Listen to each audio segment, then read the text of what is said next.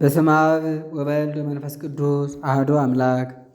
የሐዋርያት ሥራ ምዕራፍ 16 ወደ ደርቤንና ወደ ልስጥራን ከተማም ደረሰ። እነሆም በዚያ የአንዲት ያመነች አይሁዳዊት ልጅ ጢሞቴዎስ የሚባል አንድ ደቀ መዝሙር ነበር። አባቱ ግን አረማዊ ነበር። በደርቤንና በልስጥራን በኢቆንዮንም ያሉ ወንድሞች ሁሉ ይመሰክሩለት ነበር። ጳውሎስም ከእርሱ ጋር ይዞት ሊሄድ ወደደ። በዚያም አገር ስላሉት አይሁድ ወስዶ ገረዘው። አባቱ አረማዊ እንደነበረ ሁሉም ያውቁ ነበርና። በየከተማውም ሲሄዱ ሐዋርያትና ቀሳውስት በኢየሩሳሌም ያዘዙትን ሥርዓት አስተማሯቸው። አብያተ ክርስቲያናትም በሃይማኖት ጸኑ። ዕለት ዕለትም ቁጥራቸው ይበዛ ነበር። ነገር ግን የእግዚአብሔርን ቃል በእስያ እንዳይናገሩ መንፈስ ቅዱስ ስለከለከላቸው ወደ ፍርግያና ወደ ገላትያ አውራጃ ሄዱ። ሚስያ በደረሱ ጊዜም ወደ ቢታንያ ሊሄዱ ወደዱ። የጌታችን ኢየሱስ መንፈስ ግን አልፈቀደላቸውም። ከሚስያም አልፈው ወደ ጢሮአዳ ወረዱ። ለጳውሎስም በሌሊት አንድ መቄዶናዊ ሰው ቆሞ ወደ እኛ ወደ መቄዶንያ እለፍና እርዳን እያለ ሲማልደው በራእይ ተገለጸለት። ራእዩንም ባየ ጊዜ ወዲያውኑ ወደ መቄዶንያ ልንሄድ ወደድን፣ ወንጌልን እንሰብክላቸው ዘንድ እግዚአብሔር የሚጠራን መስሎናልና። ከጢሮአዳም ወጥተን ወደ ሰሞትራቄ ገባን። በማግስቱም ናጶሊ ወደምትባለው ሀገር በመርከብ መጣን። ከዚያም ወደ ፊልጵስዩስ ሄድን። ይህችውም የመቄዶንያ ዋና ከተማና የሮም ቅኝ ግዛት ነበረች። በዚያችም ሀገር ጥቂት ቀን ሰነበትን። በሰንበት ቀንም ከከተማው በር ወደ ባሕሩ ዳር ወጣን። በዚያ የጸሎት ቤት ያለ መስሎን ነበርና በዚያም ተቀምጠን በዚያ ለተሰበሰቡ ሴቶች እናስተምር ጀመርን። በመካከላቸውም ቀይ ሐር የምትሸጥ ከቲያጥሮን ሀገር የመጣች እግዚአብሔርን የምትፈራ አንዲት ሴት ነበረች። እግዚአብሔርም ልቡናዋን ከፍቶላት ነበርና ጳውሎስ የሚያስተምረውን ታዳምጥ ነበር። ስሟም ልድያ ይባል ነበር። እርሷም ከቤተሰቦቿ ጋር ተጠመቀች። ለእግዚአብሔር አማኝ ካደረጋችሁኝስ ወደ ቤቴ ገብታችሁ ደሩ ብላ ማለደችን። የግድም አለችን። ለጸሎት ስንሄድም የሟርተኝነት መንፈስ ያደረባት አንዲት ልጅ አገኘችን። በጥንቆላም የምታገኘውን ብዙ እጅ መንሻ ለጌቶቿ ታገባ ነበር። ከዚህም በኋላ ጳውሎስንና እኛን እየተከተለች እነዚህ ሰዎች የልዑል እግዚአብሔር አገልጋዮች ናቸው፣ የሕይወትንም መንገድ ያስተምሯችኋል እያለች ትጮህ ነበር። ብዙ ቀንም እንዲሁ ታደርግ ነበር። ጳውሎስም አሳዘነችው። መለስ ብሎም መንፈስ ርኩስ ከእርሷ እንድትወጣ በጌታችን በኢየሱስ ክርስቶስ ስም አዝዤሃለሁ አለው። ወዲያውንም ተዋት። ጌቶቿም የምታገባላቸው የጥቅማቸው ተስፋ እንደቀረባቸው ጊዜ ጳውሎስንና ሲላስን ይዘው በገበያ እየጎተቱ ወደ ገዢዎች ወሰዷቸው። ወደ ገዢዎችም አቅርበው እነዚህ ሰዎች ከተማችንን ያሸብሩብናል፣ እነርሱም አይሁድ ናቸው፣ እኛ የሮሜ ሰዎች ስንሆንም ልናደርገው የማይገባንን ሕግ ይናገራሉ አሉ። ሕዝቡም ተነሱባቸው። ገዢዎቹም ልብሳቸውን ገፈው በበትር ይመቷቸው ዘንድ አዘዙ። በብዙም ደብድበው አሰሯቸው። የወህኒ ቤቱን ዘበኛም አጽንቶ እንዲጠብቃቸው አዘዙት። እርሱም ትእዛዙን ተቀብሎ ወደ ውስጠኛው ወህኒ ቤት አስገባቸው። እግራቸውንም በግንድ አጣብቆ ጠረቃቸው። በመንፈቀ ሌሊትም ጳውሎስና ሲላስ ጸለዩ፣ እግዚአብሔርንም በዜማ አመሰገኑት። እስረኞቹም ይሰሟቸው ነበር። ድንገትም ታላቅ ንውጽውጽታ ሆነ። የወህኒ ቤቱ መሠረትም ተናወጠ። በሮችም ሁሉ ያን ጊዜ ተከፈቱ። የሁሉም እግር ብረቶቻቸው እየወለቁ ወደቁ። የወህኒ ቤቱ ጠባቂም ከእንቅልፉ በነቃ ጊዜ በሮች ሁሉ ተከፍተው አየ። ሰይፉንም መዞ ራሱን ሊገድል ወደደ። እስረኞቹ ያመለጡት መስሎት ነበርና ጳውሎስም በራስህ ክፉ ነገር አታድርግ፣ ሁላችንም ከዚህ አለን ብሎ በታላቅ ቃል ጮኸ። መብራት አምጥቶም እየተንቀጠቀጠ ወደ ውስጥ ሄደና ለጳውሎስና ለሲላስ ወድቆ ሰገደ። ወደ ውጭም አውጥቶ ጌቶቼ እድን ዘንድ ምን ላድርግ አላቸው። እነርሱም በጌታችን በኢየሱስ ክርስቶስ እመን፣ አንተና ቤተሰብህም ሁሉ ትድናላችሁ አሉት። የእግዚአብሔርንም ቃል ለእርሱና በቤቱ ላሉት ሁሉ ነገሯቸው። ወዲያውኑም በሌሊት ወስዶ ቁስላቸውን አጠበላቸው። እርሱም በዚያው ጊዜ ከቤተሰቡ ሁሉ ጋር ተጠመቀ። ወደ ቤቱም አግብቶ ማዕድ አቀረበላቸው። በጌታችን ስላመነም እርሱ ከቤተሰቡ ጋር ደስ አለው። በነጋ ጊዜም ገዢዎቹ እነዚያን ሰዎች ፈታችሁ ልቀቋቸው ብለው ብላቴኖቻቸውን ላኩ። የወህኒ ቤቱ ጠባቂን በሰማ ጊዜ ሄዶ ገዢዎቹ ይፈቱ ብለው እንደላኩ ይህን ነገር ለጳውሎስና ለሲላስ ነገራቸው።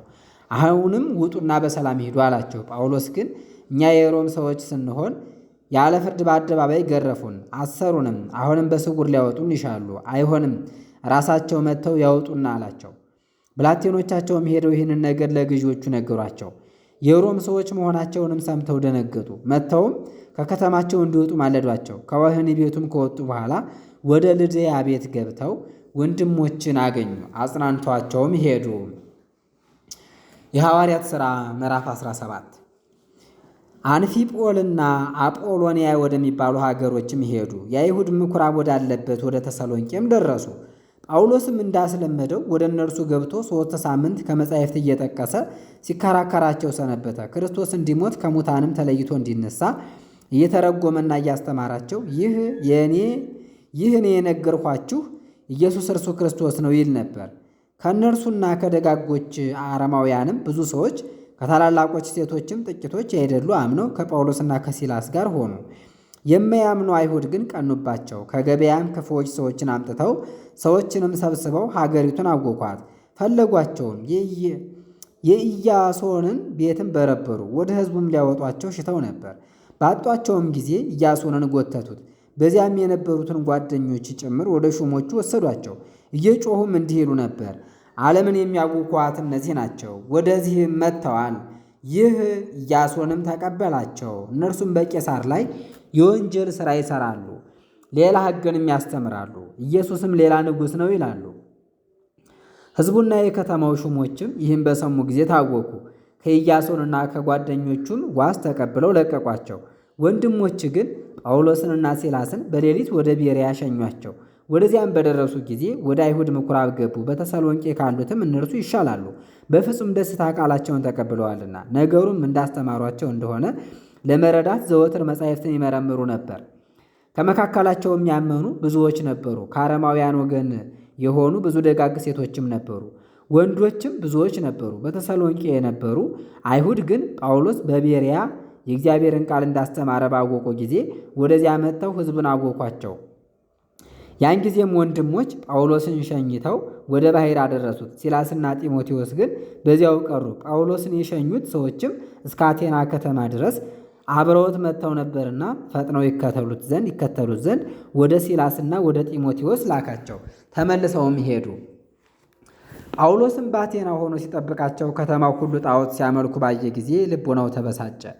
ስለዚህም በምኩራብ አይሁድንና እግዚአብሔርን የሚፈሩትን ሁልጊዜም በገበያ የሚያገኛቸውን ሁሉ ይከራከራቸው ነበር።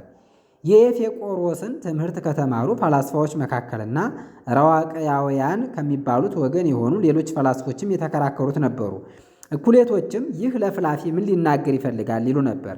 ሌሎችም ስለ ኢየሱስ ከሙታን ስለመነሳቱም ሰብኮላቸዋልና የአዲስ አምላክ ትምህርትን ያስተምራል አሉ።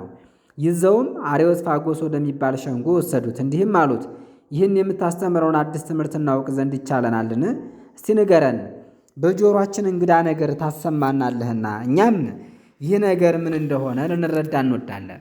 የአቴና ሰዎችና በዚያም የነበሩ እንግዶች ሁሉ አዲስ ነገርን ከመናገርና ከመስማት በቀር ሌላ ሐሳብ አልነበራቸውም። ጳውሎስም በአርዮስፋጎስ ውስጥ ቆሞ እንዲህ አላቸው፣ እናንተ የአቴና ሰዎች በሥራችሁ ሁሉ አማልክትን ማምለክ እንደምታበዙ አያችኋለሁ። በዚህም ሳልፍ ለማይታወቅ አምላክ የሚል ጽሕፈት ያለበትን የምታመልኩበትን መሠዊያችሁን አየሁ። እነሆ እኔ ይህን ሳታውቁ የምታመልኩትን እገልጽላችኋለሁ። ዓለሙንና በእርሱም ያለውን ሁሉ የፈጠረ አምላክ እርሱ የሰማይና የምድር ጌታ ነውና እጅ በሠራው መቅደስ አይኖርም። እርሱም ሕይወትንና እስትንፋስን ሌላውንም ነገር ሁሉ ለሁሉ ይሰጣልና እንደ ችግረኛ የሰው እጅ አያገለግለውም። እርሱም በምድር ሁሉ ላይ ይኖሩ ዘንድ ሰዎችን ሁሉ ከአንድ ሰው ፈጠረ። ይኖሩባትም ዘንድ ዘመንንና ቦታን ወስኖ ሠራላቸው። ምናልባት ያገኙት እንደሆነ እግዚአብሔርን ይፈልጉት ዘንድ፣ ነገር ግን ከሁላችን የራቀ አይደለም። እኛ በእርሱ ሕይወትን እናገኛለን፣ በእርሱም እንንቀሳቀሳለን፣ በእርሱም ጸንተን እንኖራለን። ከመካከላችሁም እኛ ዘመዶቹ ነን የሚሉ ፈላስፎች አሉ። እንግዲህ እኛ የእግዚአብሔር ዘመዶች ከሆን በሰው ዕውቀትና ብልሃት በተቀረጸ በድንጋይና በብር በወርቅም አምላክነቱን ልንመስለው አይገባም። የቀድሞውንስ ያለማወቅ ዘመን እግዚአብሔር አሳልፎታል። ዛሬ ግን በመላው ዓለም ንስሐ እንዲገቡ ሰውን ሁሉ አዝዟል። በመረጠው ሰው እጅ በዓለም በእውነት የሚፈርድባትን ቀን ወስኗልና እርሱን ከሙታን ለይቶ በማስነሳቱም ብዙዎችን ወደ ሃይማኖት መልሰዋልና። የሙታንንም ትንሣኤ በሰሙ ጊዜ እኩሌቶቹ አፌዙበት። ሌሎችም ስለዚህ ነገር በሌላ ቀን እናዳምጣለን አሉት። ጳውሎስም ከመካከላቸው ወጥቶ ሄደ። አምነው የተከተሉት ሰዎችም ነበሩ። ከእነርሱም አንዱ ከአርዮስፋጎስ ባለሥልጣኖች ወገን የሚሆን ዲዮናስዮስ ነበር። ደማሪስ የምትባል ሴትም ነበረች። ሌሎችም አብረዋቸው ነበሩ። የሐዋርያት ሥራ ምዕራፍ 18 ከዚህ በኋላ ጳውሎስ ከአቴና ወጥቶ ወደ ቆሮንቶስ ሄደ። አቂላ የሚባል አንድ አይሁዳዊም አገኘ። የትውልድ አገሩም ጳንቶስ ነው። እርሱም ከጥቂት ወራት በፊት ከኢጣሊያ ተሰዶ መጣ። ሚስቱ ጵርስቅላም አብራው ነበረች። ቀላውዲዮስ አይሁድ ከሮም እንዲሰደዱ አዝዞ ነበርና ወደ እነርሱ መጣ።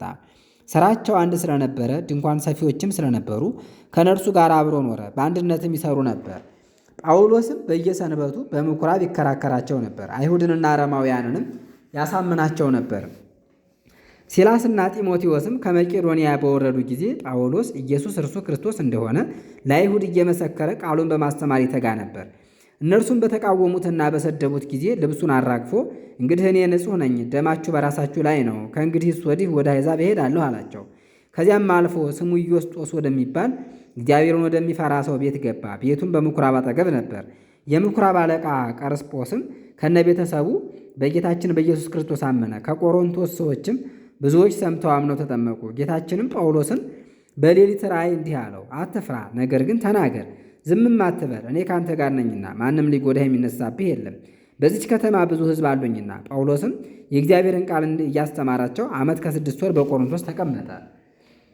ጋልዮስም የአካያ አገረ ገዢ በሆነ ጊዜ አይሁድ ተባብረው በጳውሎስ ላይ ተነሱ። ወደ ሸንጎም አመጡት። እንዲህም አሉት፣ ይህ ሰው ኦሪትን በመቃወም እግዚአብሔርን ያመልኩ ዘንድ ሰዎችን ያባብላል። ጳውሎስም ይመልስላቸው ዘንድ አፉን ሊከፍት ወዶ ሳለ አገረ ገዢው ጋልዮስ መልሶ አይሁድን እንዲህ አላቸው፣ እናንተ አይሁድ ሆይ የበደላችሁ በደል ቢኖር ወይም ሌላ በደል ቢኖርበት አቤቱታችሁን በሰማሁና ባከራከርኳችሁ ነበር። ስለ ትምህርትና ስለ ስሞች ስለ ሕጋችሁም የምትከራከሩ ከሆነ ግን ለራሳችሁ ወቁ። እኔ እንዲህ ያለ ነገር ልሰማ አልፈቅድም። ከሸንጎውም አባረራቸው። አረማውያንም ሁሉ የምኩራቡን አለቃ ሶስቴንስን ይዘው በሸንጎ ፊት ደበደቡት። የእርሱም ነገር ጋልዮስን ምንም አላሳዘነውም። ጳውሎስም እንደገና በወንድሞቹ ዘንድ ጥቂት ቀን ተቀመጠ። በሰላምም ሸኙትና ወደ ሶርያ በባሕር ተጓዘ። ጵርስቅላና አቂላም አብረውት ነበሩ። ስለትም ነበረበትና በክንክራዎስ ራሱን ተላጨ። ወደ ኤፌሶንም ደረሰ። በዚያም ተዋቸውና እርሱ ብቻውን ወደ ምኩራብ ገብቶ አይሁድን ተከራከራቸው። እነርሱም ብዙ ጊዜ እንዲሰነብት ማለዱት፣ ነገር ግን አልወደደም። ከዚህም በኋላ በሚሸኙት ጊዜ እግዚአብሔር ቢፈቅድ እንደገና እመለሳለሁ፣ አሁን ግን የሚመጣውን በዓል በኢየሩሳሌም ላደርግ እወዳለሁ አላቸው። ከኤፌሶንም በመርከብ ሄደ። ወደ ቂሳርያም ደረሰ። ከዚያም ወጥቶ ለቤተ ክርስቲያን ሰላምታ ከሰጠ በኋላ ወደ አንጾኪያ ሄደ። ጥቂት ቀንም ተቀመጠ። ከዚያም ወጥቶ በገላትያና በፍርግያ በኩል በተራ እየዞረ ሄደ። ደቀ መዛሙርትንም አጸናቸው።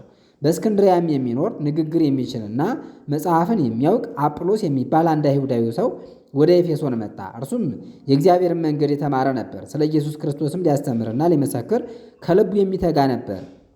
ነገር ግን የዮሐንስን ጥምቀት ብቻ ተጠምቆ ነበር። እርሱም በምኩራብ በግልጽ ይናገር ጀመር። ጵርስቅላና አቂላም በሰሙት ጊዜ ወደ ማደሪያቸው ወስደው ፍጹም የእግዚአብሔርን መንገድ አስረዱት። ወደ አካይያም ሊሄድ በወደደ ጊዜ ወንድሞች አጽናኑት፣ እንዲቀበሉትም ወደ ደቀ መዛሙርት ጻፉለት። ወደ እነርሱም በደረሰ ጊዜ በእግዚአብሔር ጸጋ ላመኑት ብዙ አስተማራቸው፣ ትልቅ እርዳታም ረዳቸው። ተሰብስበው ሳሉም በሕዝቡ ሁሉ ፊት አይሁድን በግልጥ እጅግ ይከራከራቸው ነበር። ስለ ኢየሱስም እርሱ ክርስቶስ እንደሆነ ከመጻሕፍት ማስረጃ ያመጣላቸው ነበር። የሐዋርያት ሥራ ምዕራፍ 19። ከዚህም በኋላ አጵሎስ በቆሮንቶስ ሳለ ጳውሎስ ላዩን ሄዶ ወደ ኤፌሶን መጣ። በዚያም ጥቂት ደቀ መዛሙርትን አገኘ። ካመናችሁ ጀምሮ በውኑ መንፈስ ቅዱስን ተቀብላችኋልን? አላቸው። እነርሱም አልተቀበልንም፣ መንፈስ ቅዱስ እንዳለስ እንኳ አልሰማንም አሉት። እርሱም እንኪያ በምን ተጠመቃችሁ? አላቸው። እነርሱም በዮሐንስ ጥምቀት አሉት። ጳውሎስም ዮሐንስ ከእርሱ በኋላ በሚመጣው በኢየሱስ ክርስቶስ እንዲያምኑ እየሰበከ የንስሐ ጥምቀትን አጠመቀ አላቸው። እነርሱም ይህን በሰሙ ጊዜ በጌታችን በኢየሱስ ክርስቶስ ስም ተጠመቁ። ጳውሎስም እጁን በጫነባቸው ጊዜ መንፈስ ቅዱስ በእነርሱ ላይ ወረደ። ያን ጊዜም በሀገሩ ሁሉ ቋንቋ ተናገሩ፣ ትንቢትም ተናገሩ። ሰዎቹም ሁሉ 12 ያህሉ ነበር። ጳውሎስም ወደ ምኩራብ ገብቶ በግልጽ አስተማረ። ስለ እግዚአብሔርም መንግሥት እያስተማራቸውና እያሳመናቸው 3 ወር ቆየ። በተሰበሰበውም ሕዝብ ፊት አንዳንዶች በእግዚአብሔር ትምህርት ላይ ክፉ እየተናገሩ ባላመኑ ጊዜ ጳውሎስ ከእነርሱ ተለየ። ደቀ መዛሙርቱንም ይዞ ጢራኖስ በሚባል መምህር ቤት ሁልጊዜ ያስተምራቸው ነበር። በእስያም ያሉ አይሁድና አረማውያን ሁሉ የእግዚአብሔርን ቃል እስኪሰሙ ድረስ እንደዚሁ 2 ዓመት ኖረ። እግዚአብሔርም በጳውሎስ እጅ ታላላቅ ሥራን ይሠራ ነበር። ከልብሱ ዘርፍና ከመጠምጠሚያው ጫፍ ቆርጠው እየወሰዱ በድውያኑ ላይ ያኖሩት ነበር፣ እነርሱም ይፈወሱ ነበር። ክፉዎች መናፍስትም ይወጡ ነበር። ከአይሁድም አስማት እያደረጉ የሚዞሩ ሰዎች ክፉዎች መናፍስት ባሉባቸው ላይ ጳውሎስ በሚያስተምርበት በኢየሱስ ስም እናምላችኋለን እያሉ የጌታችን ኢየሱስን ስም ይጠሩባቸው ነበር። እንዲህ ያደርጉ የነበሩትም የካህናቱ አለቃ የአይሁዳዊው የአስቄዋ ልጆች ናቸው። እነርሱም 7 ነበሩ። ያም ክፉ መንፈስ በኢየሱስ አምናለሁ፣ ጳውሎስንም አውቀዋለሁ፣ እንግዲህ እናንተ እነማን ናችሁ ብሎ መለሰላቸው። ያም ክፉ መንፈስ የያዘው ሰው ተነሳባቸው፣ አየለባቸውም፣ አሸነፋቸውም። አቁስሎም ከዚያ ቤት አስወጥቶ አባረራቸው። ይህም ነገር በኤፌሶን በሚኖሩ በአይሁድና በአረማውያን ሁሉ ዘንድ ተሰማ። ሁሉም ፈሩ፣ የጌታችን የኢየሱስንም ስም ከፍ ከፍ አደረጉ።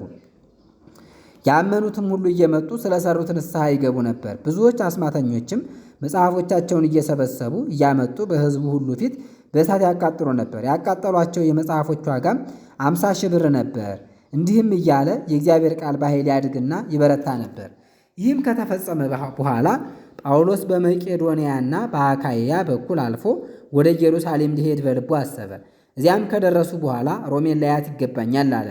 ከሚያገለግሉትም ሁለቱን ጢሞቴዎስንና አርስጦስን ወደ መቄዶንያ ላከ። እርሱ ራሱ ጳውሎስ ግን ብዙ ቀን በእስያ ተቀመጠ። በዚያም ወራት ስለዚህ ትምህርት ብዙ ሁከት ሆነ። በዚያም ብር ሰሪ የሆነ ድሜጥሮስ የሚባል አንድ ሰው ነበር። ለአርጤምስም ከብር የቤተ መቅደስ ምስል ይሠራ ነበር። አንጥረኞችንም እየሠራ ብዙ ገንዘብ ይሰጣቸው ነበር። አንጥረኞችንና ይህን የመሰለውን ሥራ የሚሰሩትንም ሁሉ ሰብስቦ እንዲህ አላቸው፣ እናንተ ሰዎች ሆይ ጥቅም የምናገኘው በዚህ ሥራችን እንደሆነ እናንተ ታውቃላችሁ። አሁን ግን እንደምታዩትና እንደምትሰሙት ይህ ጳውሎስ ኤፌሶንን ብቻ ሳይሆን መላውን እስያን አሳተ፣ ብዙ ሕዝብንም መለሰ። በሰው እጅ የሚሰሩትንም ሁሉ አማልክት አይደሉም አላቸው። አሁን የምንቸገር በዚህ ነገር ብቻ አይደለም። እስያና መላው ዓለም የሚያመልካት የታላቋ የአርጤምስም መቅደስ ክብር ይቀራል፣ ገናናነቷም ይሻራል። ይህንም በሰሙ ጊዜ ተቆጡና ድምፃቸውን ከፍ አድርገው የኤፌሶን አርጤምስ ክብሯ ታላቅ ነው አሉ። ከተማውም ሁሉ ታወቀ። የመቄዶንያን ሰዎች የጳውሎስን ወዳጆች ጋይዮስንና አርስጥሮኮስንም ከእነርሱ ጋር እየጎተቱ በአንድነት ወደ ጨዋታው ቦታ አሮጡ። ጳውሎስም ወደ አሕዛብ መካከል ሊገባ ወዶ ነበር። ነገር ግን ደቀ መዛሙርት ከለከሉት። ከእስያም የሆኑ ታላላቆች ወዳጆቹ ወደ ጨዋታው ቦታ እንዳይገባ ልከው ማለዱት። በዚያም በጨዋታው ቦታ የነበሩ ሰዎች እየጮኹ ቆዩ። በሌላም ቋንቋ የሚጮኹ ነበሩ። በጉባኤው ታላቅ ድብልቅልቅ ሆኖ ነበርና ከእነርሱ የሚበዙት ግን በምን ምክንያት እንደተሰበሰቡ አያውቁም ነበር። በዚያ የነበሩ አይሁድም እስክንድሮስ የሚባል አይሁዳዊ ሰውን ከመካከላቸው አስነሱ። እርሱም ተነስቶ በእጁ ምልክት ሰጠና ለሕዝቡ ሊከራከርላቸው ወደደ። አይሁዳዊ እንደሆነም ባወቁ ጊዜ የኤፌሶን አርጤምስ ክብሯ ታላቅ ነው እያሉ 2 ሰዓት ያህል ሁሉም በአንድ ድምፅ ጮኹ። ከዚህም በኋላ የከተማው ጸሐፊ ተነስቶ ሕዝቡን ጸጥ አሰኝቶ እንዲህ አላቸው፣ እናንተ የኤፌሶን ሰዎች ሆይ ስሙ። የኤፌሶን ከተማ ታላቂቱን አርጤምስንና ከሰማይ የወረደውን ጣዖቷን እንደምትጠብቅ የማያውቅ ማን ነው? ስለዚህም እርሷን መቃወም የሚቻለው ያለ አይመስለኝም።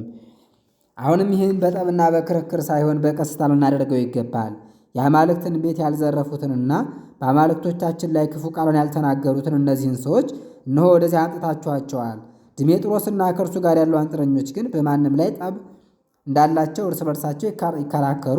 እነሆም በከተማው ውስጥ ፍርድ ቤት አለ፣ ዳኞችም አሉ። ነገር ግን ይህ የምትከራከሩበት ነገር ሌላ ከሆነ በሕግ ሸንጎ ይፈታል።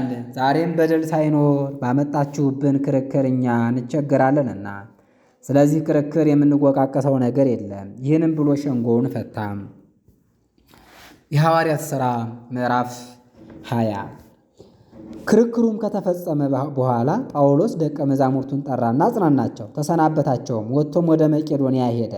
በዚያ ወራጃም አልፎ ሄደ። በቃሉም ብዙ አስተማራቸው። ከዚያም በኋላ ወደ ግሪክ ሀገር ሄደ። በዚያም 3 ወር ተቀመጠ። ወደ ሶርያም በመርከብ ለመሄድ አስቦ ሳለ አይሁድ ስለተማከሩበት ወደ መቄዶንያ ሊመለስ ቆረጠ። ከእርሱም ጋር የቤርያ ሀገር ሰው የሚሆን ሉሲጳጥሮስ፣ የተሰሎንቄም ሰዎች አርስጦሮኮስና ሲኮንዱስ፣ የደርቤኑ ሰው ጋይዮስና ጢሞቴዎስም፣ የእስያ ሰዎች የሚሆኑ ቲኪቆስና ጥሮፊሞስም አብረውት ሄዱ። እነርሱም ቀድመውን ሄደው በጢሮአስ ቆዩን። እኛ ግን ከፋሲካ በኋላ ከፊልጵስዩስ ተነስተን በባህር ላይ ተጉዘን በ5 ቀን ወደ ጢሮአስ ደረስን። በዚያም 7 ቀን ተቀመጥን። ከሳምንቱም በመጀመሪያው ቀን እሁድ ማዕድ ለመባረክ ተሰብስበን ሳለን ጳውሎስ በማግስቱ የሚሄድ ነውና ያስተምራቸው ጀመረ። እስከ መንፈቀ ሌሊትም ድረስ ትምህርቱን አስረዘመ። ተሰብስበን በነበርንበት ሰገነትም ብዙ መብራት ነበር። ስሙ አውጤክስ የሚባል አንድ ጎልማሳ ልጅም በመስኮት በኩል ተቀምጦ ሳለ ከባድ እንቅልፍ አንቀላፍቶ ነበር። ጳውሎስም ትምህርቱን ባስረዘመ ጊዜ ያ ጎልማሳ ከእንቅልፉ ብዛት የተነሳ ከተኛበት ከሦስተኛው ፎቅ ወደታች ወደቀ። ሬሳውንም አነሱት። ጳውሎስም ወርዶ በላዩ ወደቀ፣ አቅፎም ያዘው። እነርሱንም ነፍሱ አለችና አትደንግጡ አላቸው። ከዚህም በኋላ ወደ ሰገነት ወጣ፣ ማዕዱንም ባርኮ በላ። እስኪነጋም ድረስ ብዙ ትምህርት አስተማራቸው። ከዚያ በኋላም ተነስቶ ሄደ። ብላቴናውንም ደህና ሆኖ ወሰዱት፣ እጅግም ደስ አላቸው። እኛ ግን በመርከብ ሆነን ወደ አሶስ ሄድን። ከዚያ ጳውሎስን ልንቀበለው እንሻ ነበርና እንደዚሁ በእግር እንደሚመጣ ነግሮን ነበርና ተቀበልነው። አሶስም ደረስን። በመርከብም ይዘነው ወደ ሚጢሊኒ ሄድን። በማግስቱም ከዚያ ወጥተን በኪዮስ ፊት ለፊት ደረስን። በማግስቱም ወደ ሳሞስ አለፍን። በትሮጊሊዮም ተቀመጥን። ከዚህ ቀን በኋላም ወደ መሊጡ ደረስን። ጳውሎስም በእስያ እንዳይዘገይ በኤፌሶን በኩል ሊሄድ ቆርጦ ነበር። የሚቻለው ቢሆን ለበዓለ ሃምሳ ኢየሩሳሌም ለመድረስ ቸኩሎ ነበርና ከመሊጡም የቤተ ክርስቲያንን ቀሳውስት ይጠሯቸው ዘንድ ወደ ኤፌሶን ላከ። ወደ እርሱም በመጡ ጊዜ እንዲህ አላቸው፣ ወደ እስያ ከገባሁበት ከመጀመሪያው ቀን ጀምሮ በዘመኑ ሁሉ ከእናንተ ዘንድ እንደተቀመጠው እናንተ ታውቃላችሁ። እግዚአብሔርን እያገለገልኩ በፍጹም መከራና በልቅሶ ከአይሁድም ሴራ የተነሳ በደረሰብኝ ፈተና እየተጋደልኩ በጉባኤም ሆነ በቤት ስነግራችሁና ሳስተምራችሁ ከሚጠቅማችሁ ነገር አንዳችስ እንኳ አላስቀረሁባችሁም። ወደ እግዚአብሔር መመለስንና በጌታችን በኢየሱስ ክርስቶስ ማመንን ለአይሁድና ለአረማውያን እየመሰከርኩ አሁንም እነሆ በመንፈስ ታስሬ ወደ ኢየሩሳሌም እሄዳለሁ። ነገር ግን በዚያ የሚያገኘኝን አላውቅም። ነገር ግን መንፈስ ቅዱስ በየከተማው መከራና እስራት ይጠብቅሃል ብሎ ይመሰክርልኛል። ነገር ግን የእግዚአብሔርን የጸጋውን ወንጌል እንዳስተምር ከጌታችን ከኢየሱስ ክርስቶስ የተቀበልሁትን ሩጫዬን እንድጨርስና መልእክቴንም እንድፈጽም ነው እንጂ ለሰውነቴ ምንም አላስብላትም። አሁንም እነሆ የእግዚአብሔርን መንግሥት ከሰበኩላችሁ እናንተ ሁላችሁ ከእንግዲህ ወዲህ ፊቴን እንደማታዩኝን ያውቃለሁ። እኔ ከሁላችሁም ደም ንጹሕ እንደሆን እነሆ ዛሬ በዚች ሌሊት እመሰክራላችኋለሁ። ከእግዚአብሔር ምክር ሁሉ የሰወርኋችሁና ያልነገርኋችሁ የለም። አሁንም በገዛ ደሙ የዋጃትን የእግዚአብሔርን ቤተ ክርስቲያን ትጠብቁ ዘንድ መንፈስ ቅዱስ እናንተን ጳጳሳት አድርጎ ለሾመባት ለመንጋው ሁሉና ለራሳችሁ ተጠንቀቁ። ከእኔ በኋላ ለመንጋይቱ የማይራሩ ነጣቂዎች ተኩላዎች እንደሚመጡ እኔ ያውቃለሁ። ደቀ መዛሙርትንም ወደ እነርሱ ይመልሱ ዘንድ ጠማማ ትምህርትን የሚያስተምሩ ሰዎች ከእናንተ መካከል ይነሳሉ። ስለዚህም ትጉ። እኔ ሁላችሁንም ሳስተምር 3 ዓመት ሙሉ ሌትም ቀንም እንባዬ እንዳልተገታ አስቡ። አሁንም ለእግዚአብሔርና ሊያነጻችሁ በቅዱሳንም ሁሉ መካከል ርስትን ሊሰጣችሁ ለሚችለው ለጸጋው ቃል አደራ ሰጥቻችኋለሁ። ወርቅም ቢሆን ብርም ቢሆን ልብስም ቢሆን ከእናንተ ከአንዱስ እንኳ አልተመኘሁም። እነዚህም እጆች ለምሻው ነገርና ከእኔም ጋር ላሉት እንዳገለገሉ እናንተ ታውቃላችሁ። በድካማችንና በሥራችን ነዳያንን እንቀበላቸው ዘንድ እንደሚገባን ይህን አስተምሬያችኋለሁ። ከሚቀበል ይልቅ የሚሰጥ ብፁዕ ነው ያለውንም የጌታችንን የኢየሱስን ቃል አስቡ። ይህንም ካለ በኋላ ተንበርክኮ አብረውት ካሉት ሁሉ ጋር ጸለየ። ሁሉም እጅግ አለቀሱ። ጳውሎስንም አንገቱን አቅፈው ሳሙት። ይልቁንም ከእንግዲህ ወዲህ ፊቴን አታዩትም ስላላቸው እጅግ አዘኑ። እስከ መርከብም ድረስ ሸኙት። ምዕራፍ 21 ይቀጥላል። ረድኤተ እግዚአብሔር አይለየን።